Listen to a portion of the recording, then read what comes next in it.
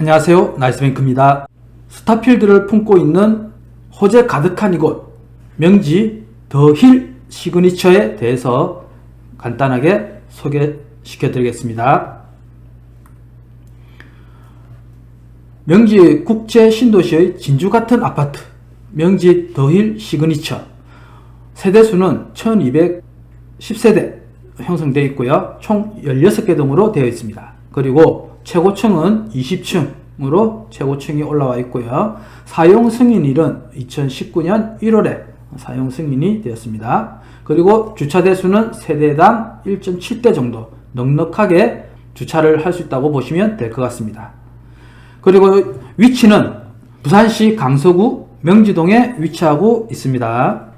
명지 더 힐 시그니처는 이전 명칭인 명지 더 에듀팰리스 부영에서 변경되어 더 멋있는 풀네임을 가지게 된 아파트라고 보시면 될 것 같습니다. 넓은 대단지에 동강 거리도 넓기 때문에 답답하지 않고 쾌적하게 생활을 할 수 있으며 을숙도까지 훤히 보이는 조망을 누릴 수 있다고 볼 수 있습니다. 주변도 녹지 비율이 높고 공원이 많이 자리 잡고 있기 때문에 안락하고 건강함까지 챙길 수 있는 여유 있는 대단지 아파트라고 보시면 될 것 같습니다. 주변 학군으로는 놀이숲 어린이집, 그리고 올리브나무 어린이집, 다솜 어린이집, 별하 어린이집, 그리고 명원초등학교, 경일중학교가 단지 내에 있기 때문에 아이들을 키우기가 더할 나위 없이 좋은 위치입니다. 이 모든 게 단지 내에 있습니다.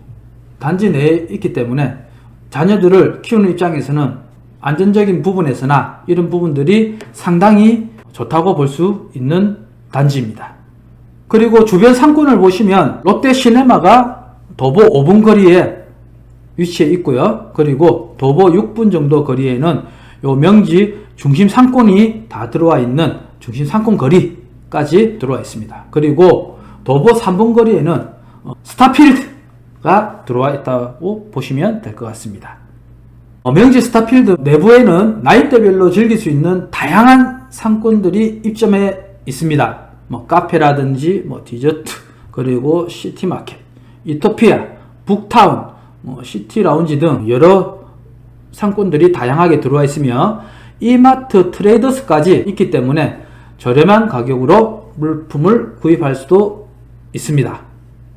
도보로 3분 정도에 이 모든 걸 누릴 수 있으니까 엄청난 가치의 상권을 보유했다고 볼 수 있는 단지라고 할 수 있습니다.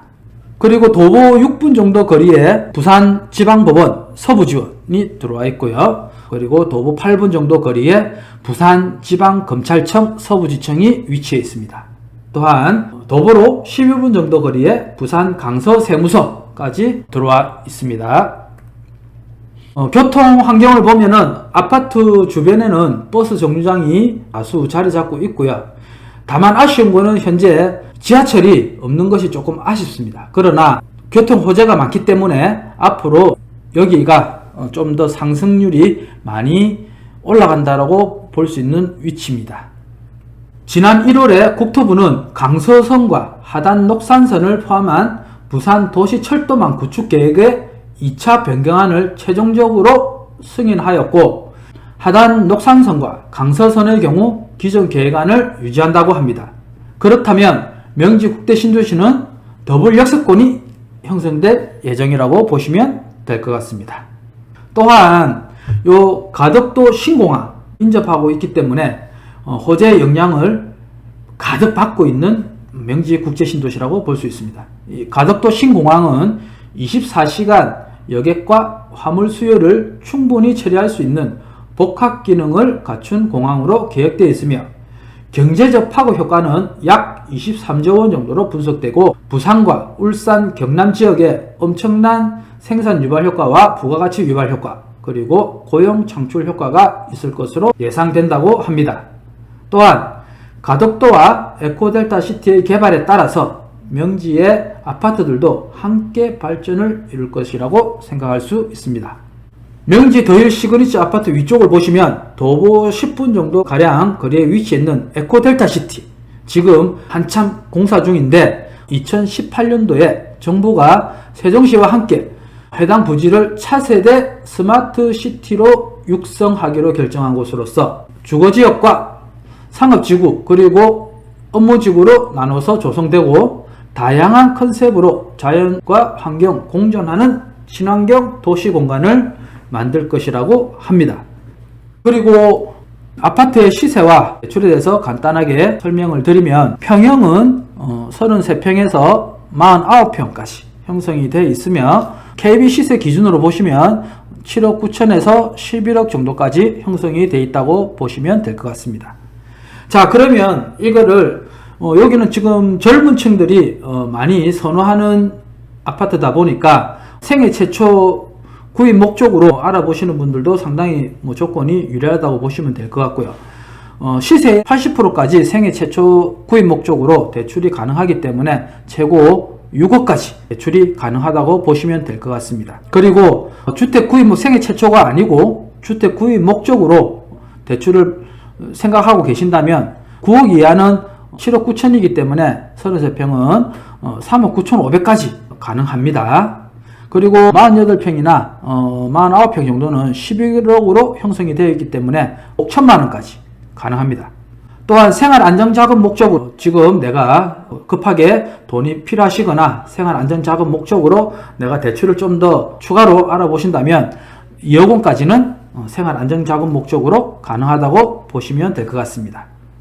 자, 그리고 현재 소유 중이신 분들, 매매건이 아닌 소유 중이신 분들은 사업자금 대출에 대해서 최대 90%까지도 대출이 가능합니다. 현재 소유하고 있으신 분들은 80에서 90%까지 사업자 대출로 대출을 받으실 수 있는데 조금 금리를 저렴하게 받으실 것 같으면 80% 내에서 대출을 받으면 6억 3,200만원까지 4% 중후반에서 5% 초반까지 해서 연봉이나 아니면 신용 등급에 따라서 약간 차등 적용을 받을 수 있으며 금리는 5% 전후 정도 보시면 될 것 같습니다. 그리고 내가 지금 급하게 조금 사업자금 목적으로 자금이 많이 필요하다고 하시면 최대 90%까지 7억 1,100만원까지 대출이 사업자 목적 대출로 가능합니다. 다만 90%까지 한도를 많이 늘리게 되면은 금리 또한 올라간다라고 볼 수 있기 때문에 계획을 잡으실 때 신중하게 생각을 하셔서 계획을 잡으시면 될 것 같습니다.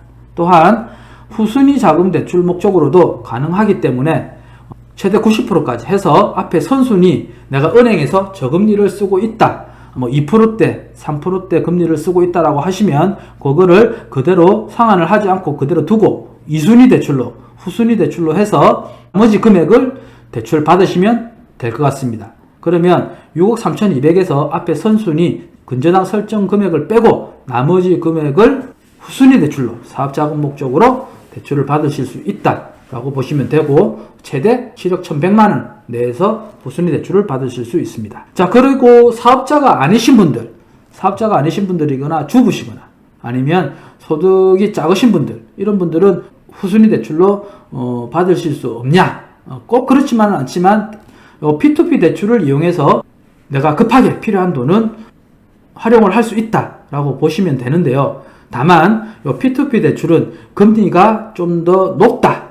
그렇기 때문에 사용하실 때 좀 더 생각을 한 번 더 해보시고 내가 작은 계획을 한 6개월 이내라든지 1년 정도 쓰고 갚을 계획이 있다라고 하시면 유용하게 활용을 할 수 있습니다. 이 부분도 최대 90%까지도 대출이 가능하기 때문에 33평 기준으로 보시면 7억 1,100만원까지, 그리고 49평까지 보시면 9억 9천까지 또 대출이 가능합니다. 이 부분은 앞에 저금리로 쓰고 계시는 대출은 그대로 두시고 내가 필요한 금액을 후순위 대출로 해서 필요한 만큼 활용을 하신다고 보시면 좋겠습니다.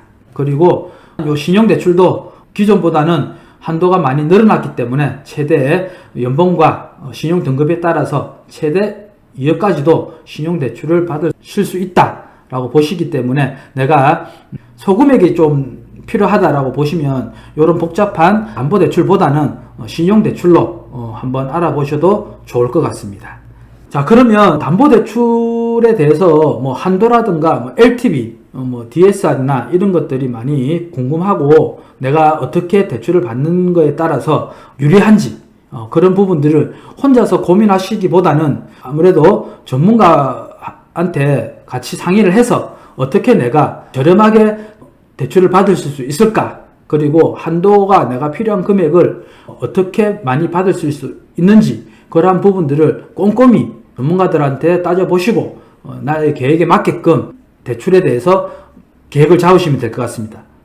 이 담보대출은 모든 금융기관이 금리가 다 다르기 때문에 본인 혼자서 알아보시는 데는 어느 정도 한계가 있을 겁니다. 그래서 이자를 내가 싸게 쓸 수 있는데 높게 대출을 받는다면 그만큼 내가 손해를 많이 본다고 생각을 할 수 있죠. 그렇기 때문에 계획을 잡으실 때 조금 더 꼼꼼히 계획을 잡으셨으면 좋겠습니다.